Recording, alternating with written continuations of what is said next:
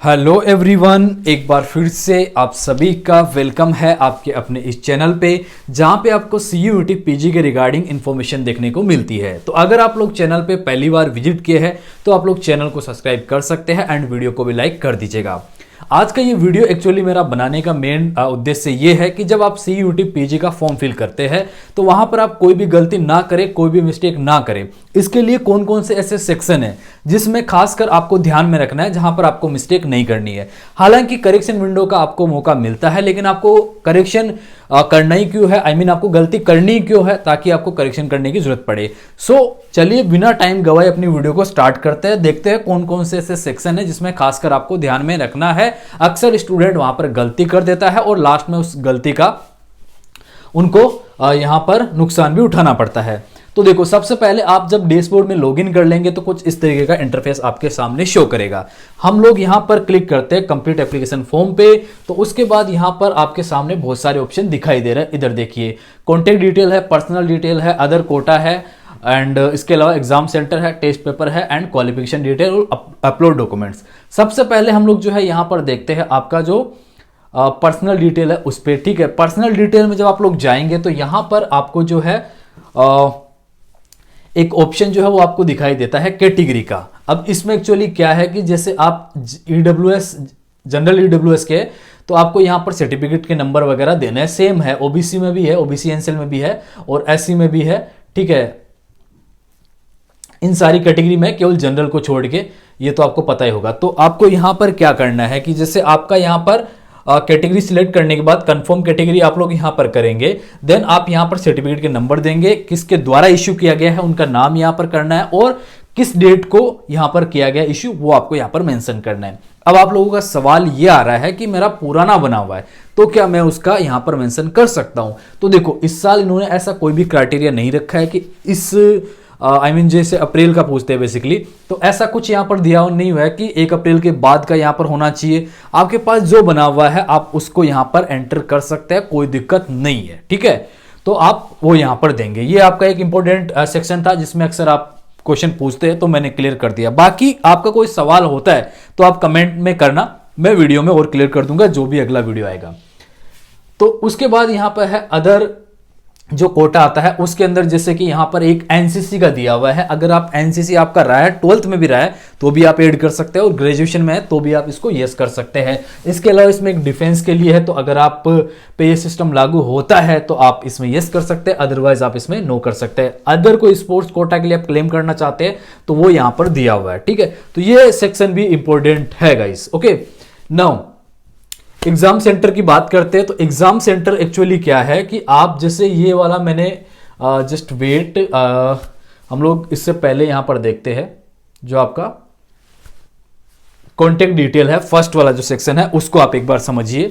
Exam centre पे फिर बढ़ेंगे हम लोग। ठीक है, तो इसमें एक आपका दिया हुआ है प्रेजेंट एड्रेस और एक नीचे आपका दिया हुआ है परमानेंट एड्रेस। इसको आप ध्यान से समझिएगा। जैसे कोई स्टूडेंट, ठीक है, कोई स्टूडेंट जो कि अभी प्रेजेंट टाइम में दिल्ली में स्टडी कर रहा है और वो चाहता है कि मुझे एग्जाम वहीं पर देना है, लेकिन वो बिहार का है, ठीक है, या राजस्थान का है, कहीं का भी हो, लेकिन जहां रहता है वहां एग्जाम देना चाहता है। तो जो प्रेजेंट एड्रेस है उसमें वहां का एड्रेस डालना जहां आप रह रहे हो। आधार कार्ड का कोई सिस्टम नहीं है इसमें, ठीक है, कि आधार कार्ड के अकॉर्डिंग भरो, नहीं भाई। ऊपर वाला जो प्रेजेंट एड्रेस है, आप जहां पे रह रहे हो प्रेजेंट टाइम में अपनी स्टडी कर रहे हो, वो दीजिए ताकि आपको सेंटर वहां मिले, क्योंकि ये सेंटर इसके अकॉर्डिंग दे रहा है। जैसा कि हमने आज क्लास में भी डिस्कस किया था, वो चीज यहां पर भी क्लियर कर रहा हूं मैं कि जो है आप जो है अपना सेंटर यहां पर इसी के अकॉर्डिंग आपको मिलेगा। आप चाहते हो कि एक से ज्यादा स्टेट के लिए आपको सेंटर मिले तो उस अकॉर्डिंग आप फिल करिएगा। जहां पर आप अभी रह रहे हो उसका फिल करिएगा और जहां आपको एग्जाम जहां रह रहे हो वहीं पे आपको एग्जाम देना है, तो उस हिसाब से एड्रेस फिल करिए। परमानेंट तो आपको परमानेंट करना ही करना है। ठीक है, जो प्रेजेंट होगा उसके हिसाब से आपको सेंटर मिलेगा। क्लियर, ये एक बहुत बड़ा जो क्वेश्चन है वो स्टूडेंट का रहता है और अभी भी सवाल आ रहे हैं इसके लिए, तो मैंने यहां पर ये क्लियर कर दिया है। नाउ चलते हैं अगले सेक्शन की तरफ। तो यहां पर जो है टेस्ट पेपर के लिए है, तो टेस्ट पेपर में आप लोग यहां पर जो है वो देख पा रहे होंगे एग्जाम सेंटर की। तो एग्जाम सेंटर में आप लोग यहां पर देख सकते हैं कि हमारे 3 आ रहे हैं। ठीक है, ये देखिए, यूपी भी आ रहा है, दिल्ली भी आ रहा है और 3 इसमें आ रहे हैं। तो आप उसमें जैसे प्रेजेंट एड्रेस चेंज करेंगे तो वो हो जाएगा। यहाँ पे सिटी दी हुई है, इधर आपको टेस्ट पेपर का दिया हुआ है। यहाँ पर आपको ध्यान रखना है कि आप जो है यहाँ पर टेस्ट पेपर जो है वो सिलेक्ट यहीं से करेंगे, ऊपर कोड वगैरह आप देख लेना। जैसे मैंने 2 यहाँ पर डाल रखे इस फॉर्म को आपको बताने के लिए बेसिकली भरा है हमने ये फॉर्म।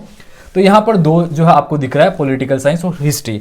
अब अगर आप 2 से ज्यादा करते हो तो आपको एडिशनल फीस जो है वो ऐड होता चला जाएगा, 4 आप इसमें ले सकते हैं, ठीक है। तो इसका आप खासकर यहाँ पर ध्यान आपको रखना ही रखना है, तभी आपको जो है आप उस पेपर का एग्जाम दे पाएंगे जो कि एक्चुअल में आपने तैयारी की है, जिसकी जैसे मैंने पॉलिटिकल साइंस दिया है तो इसका कोड है HUQP 18, हिस्ट्री का कोड है HUQP 09, ठीक है। इसी प्रकार से आपका जो भी सब्जेक्ट है उसका आप यहां पर कोड सही से फिल करेंगे, क्लियर। उसके बाद हम लोग यहाँ पे नेक्स्ट सेक्शन पे देखते हैं। तो यहाँ पे देखिए एक तरफ आ रहा है सब्जेक्ट टेस्ट पेपर आ रहा है और इधर लैंग्वेज का कोई ऑप्शन नहीं आ रहा है। तो मैं बता देता हूँ आपको कि लैंग्वेज का ऑप्शन जो है इनमें नहीं आता। जैसे 11 जो कोड है MBA वगैरह के लिए उनमें लैंग्वेज का है या अदर जो होंगे उनमें है, लेकिन ज्यादातर कोर्सेज में क्या है कि पेपर आपका बाइलिंगुअल है। जैसे ह्यूमैनिटीज के जो कोर्सेज है उनमें आपका बाइलिंगुअल पेपर होगा, हिंदी और इंग्लिश दोनों में, तो इसलिए वो सेक्शन यहाँ पर शो ही नहीं कर रहा है, क्लियर।